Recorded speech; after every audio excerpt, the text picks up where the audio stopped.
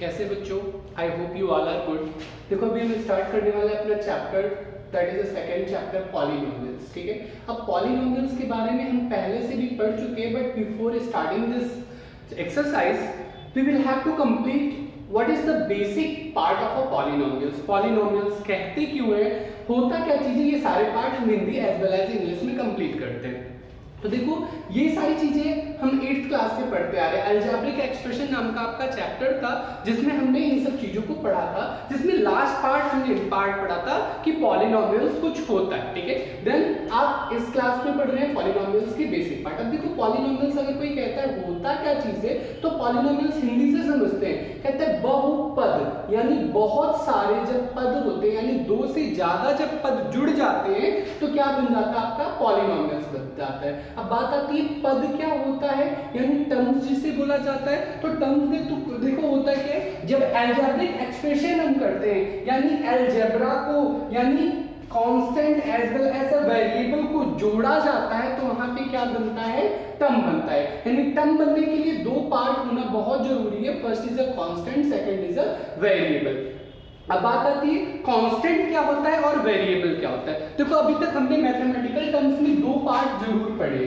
दो पार्ट कौन कौन से पढ़े, एक हमने अल्फाबेट्स पढ़ा है A to Z वाले पार्ट्स, और दूसरा हमने अपने नंबर्स पढ़े। अब नंबर्स हमने बहुत सारे पढ़े, नंबर्स के बहुत सारे हमने टाइप्स भी पढ़े, और जो हमारे वेरिएबल्स होते हैं वो A to Z में होते हैं। तो इनको नाम दिया गया, एक होता है कांस्टेंट टर्म, कांस्टेंट मतलब अचर, ऐसा राशि जो कभी चेंज ही ना हो, जिसकी वैल्यू आप कहीं भी जाओ तो सेम एज मिले। जैसे कांस्टेंट टर्म बोला जाता है 5, अगर मैंने लिख दिया यहाँ पे, ठीक है ना। अब आप कहीं भी जाओगे, आप कहीं स्कूल में जाते हो, कहीं इंस्टीट्यूशन में जाते हो, किसी अदर कंट्री में जाते हो, इंडिया में छोड़ो, अगर आप चाइना में भी जाते हो, ठीक है, चाइना को बोला जा रहा है क्योंकि आज उन्हीं की वजह से हम बहुत ज्यादा परेशान है, पूरी दुनिया परेशान है।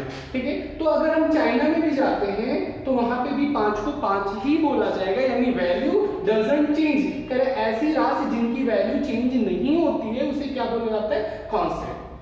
ठीक है, अब कांस्टेंट के अलावा दूसरा क्या होता है, वेरिएबल्स। वेरिएबल्स क्या होते हैं, यानी वेरी करते रहे, हिंदी में इसे क्या कहते हैं, चर राशि। ऐसी राशियां, ऐसी वैल्यूज जो जगह जगह पे बदलती रहे। जैसे अभी तक हमने बहुत सारे क्वेश्चन सॉल्व किए, हमेशा लिखते थे let the number be x।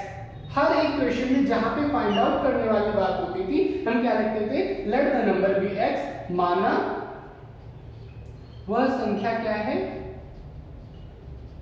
x है। अब x कभी माना, कभी y माना, कभी z माना, क्या जब भी आपने सपोज दैट ज्यादा टाइम तो हम x ही मानते हैं, क्या हमेशा x की वैल्यू सेम ही आई होगी, नहीं। कभी x की वैल्यू 10 आया होगा, तो कभी 12 आया होगा, कभी बिल्कुल इससे हटके आया होगा, कभी नेगेटिव में आया होगा। इट मींस क्या, ये जो वेरिएबल टर्म्स हैं, इनकी जो वैल्यूज होती है वो क्या होती है, चेंज होती रहती है। तो बेसिकली बात होती है पॉलिनोमियल्स क्या होता है, अगर पॉलिनोमियल्स जब कांस्टेंट टर्म और वेरिएबल टर्म एक दूसरे से मिल जाते हैं, और जब जोड़ के या घटा के, इसे दो ही पार्ट में किया जा सकता है, ठीक है ना।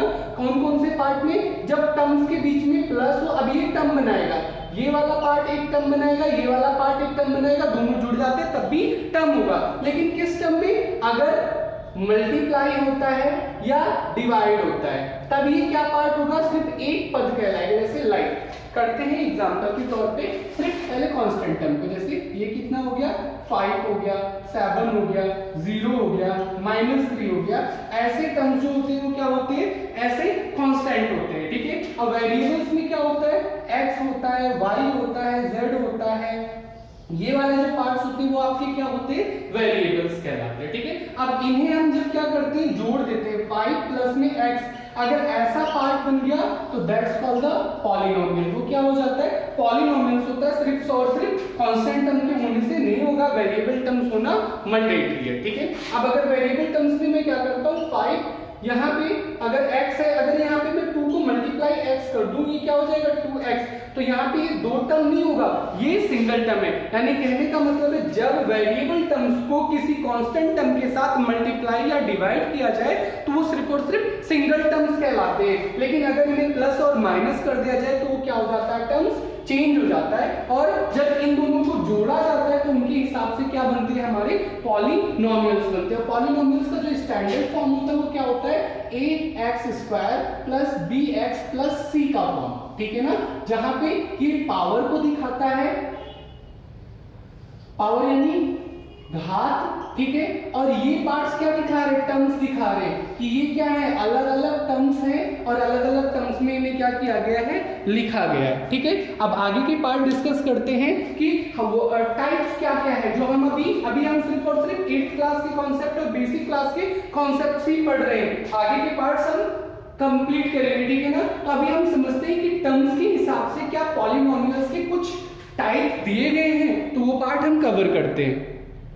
अभी हम इसके टाइप्स कवर अप करते हैं कि कौन से टाइप्स के यानी अकॉर्डिंग टू द टर्म्स, यानी टर्म के हिसाब से, पद के अनुसार हमारे कितने टाइप्स के पॉलिनोमियल्स बन सकते हैं, ठीक है ना। तो पद के हिसाब से हमारे कितने पॉलिनोमियल्स बनते हैं, 3 पॉलिनोमियल्स बनते हैं। सबसे पहला पार्ट हमने पढ़ा है मोनोमियल्स, जिसे एक पदीय बोला जाता है, यानी जो टर्म्स होगा वो कैसे होगा, या तो 5x होगा या 2x² होगा या 3x होगा या 7z होगा। जब एक टर्म हो, यानी बीच में प्लस और माइनस ना हो, सिर्फ एक टर्म हो, तो दैट्स कॉल्ड द मोनोमियल्स। उसे क्या बोला जाता है, मोनोमियल्स बोला जाता है या एक पदीय बोला जाता है। दूसरा पार्ट आपका है बाइनोमियल। बाइनोमियल मतलब क्या होता है, जिसमें 2 टर्म्स हो। अब बाइनोमियल यानी नाम से ही पता चल रहा है 2 पद, ठीक है, यानी जिसमें क्या हो, 2 पद हो एटलीस्ट, यानी बीच में डिफरेंस किसका, प्लस और माइनस का डिफरेंस होगा, तभी वो क्या होगा, 2 पद होगा। लाइक 5x प्लस में यही टर्म्स अगर 2y² ऐसे जुड़ जाता है, ठीक है ना, या 2x² ऐसे जुड़ जाता है, तो ये क्या हो जाएगा, बाइनोमियल टर्म्स, यानी 2 पदीय कहलाएगा। लाइक अगर हम क्या करते हैं, 3x² प्लस में 3 करते हैं, तब भी यहाँ पे क्या है, 2 पद जुड़ जाएंगे, तो ये भी क्या कहलाएंगे, बाइनोमियल्स कहलाएंगे। ट्राइनोमियल्स नाम से ही पता चल रहा है, यानी जिसमें एटलीस्ट कितने पद हो, 3 पद हो। Like 2x² plus x plus में 3, ये इसमें कितने टर्म्स है, 1 टर्म, 2 टर्म एंड 3 टर्म, तो ये क्या कहलाएगा, आपका ट्राइनोमियल्स। इसी के बेस पे जो स्टैंडर्ड फॉर्म दिया गया है पॉलिनोमियल्स का, वो ये बोला गया है, वो कितने होते हैं, नियर अबाउट 3 पद होते हैं। इसके स्टैंडर्ड फॉर्म को लिखा गया है ax² प्लस bx प्लस में c। ये पार्ट आपका पॉलिनोमियल्स का दिया हुआ है। तो सबसे पहले हमने एक बार फिर से रिवीजन करते हैं कि what is the polynomials. Polynomials क्या होते हैं, जब बहुत सारे टर्म्स एक दूसरे के साथ प्लस या माइनस बन जाते हैं और जुड़ा होता है या घटा होता है, तो वो क्या कहलाता है, पॉलिनोमियल्स, यानी बहुपद कहलाते हैं। बात आई पद क्या होता है, पद कैसे बनता है, तो जब वेरिएबल और कांस्टेंट टर्म को एक साथ जोड़ा जाता है या घटाया जाता है, तो वो क्या कहलाता है, पद कहलाता है। और पद बनने के लिए आप मल्टीप्लाई और डिवाइड वेरिएबल और कांस्टेंट्स को कर सकते हो। बात आई नेक्स्ट कि वेरिएबल क्या होता है, वेरिएबल यानी जो बार बार वेरी करता रहे, यानी x y z लाइक ऐसे नंबर जिनके वैल्यूज हमेशा चेंज होते रहे, that's called the variable. Constant term हमारे कौन से होते हैं, जो नंबर्स होते हैं वो क्या कहलाते हैं, कांस्टेंट टर्म कहलाते हैं, जिनकी वैल्यू सेम एज रहती है। अब यहाँ पे देखो ये क्या है, वेरिएबल्स के साथ जुड़ा हुआ है। 5 तो हमेशा 5 ही रहेगा, लेकिन x की वैल्यू कभी 2 आ सकती है, कभी 4 आ सकती है, कभी 6 आ सकती है, ये डिपेंड ऑन द क्वेश्चन, ठीक है। According to answer, according to question आपकी वैल्यूज आ जाएगी। आप लोगों ने